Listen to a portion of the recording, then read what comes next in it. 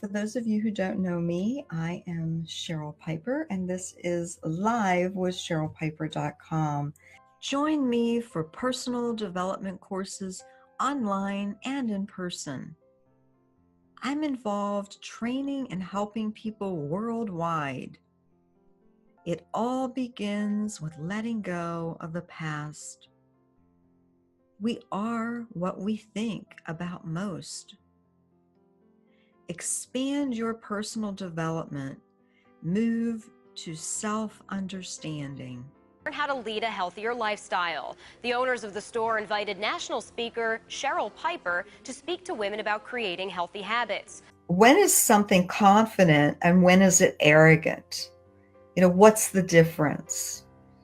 And I answered that question with what I'm talking to you about today is something goes from being confidence to arrogance when the ego gets involved, because the ego will always make its preference known to you.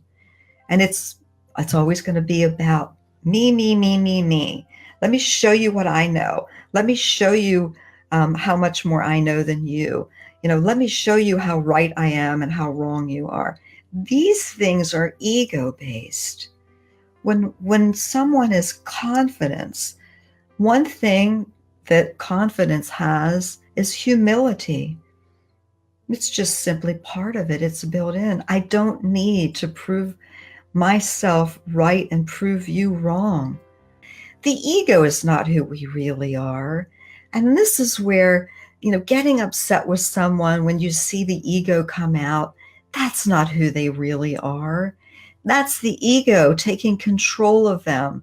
That's the ego convincing them that there's a problem. That's the ego convincing them they must be right and everyone else must be wrong.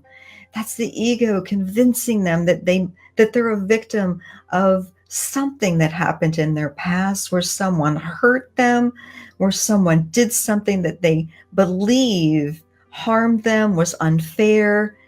The ego just loves to create problems, and it wants to want.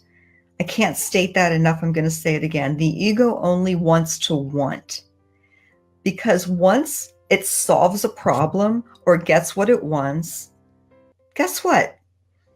What's not happy? It is moving on to the next thing. Now what can I want? Oh, okay. Well, yeah, I wanted that car. Well, you know what? This car isn't really what I thought it was going to be. I probably should have got the model up from it, or maybe I should have got the heated seats. Or maybe I should have gotten the one with the bigger engine, or whatever. You can put whatever you want at the end of that sentence, because the ego will always find problems. And guess what? This keeps us busy. That's what the ego loves, is to create problems to keep us busy. But stepping into what makes the ego most uncomfortable, because it will show itself, like I said, within a nanosecond of what it wants.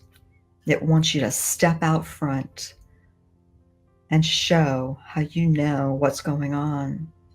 And when you do it in that way, that's the ego in charge, and that's not who we really are.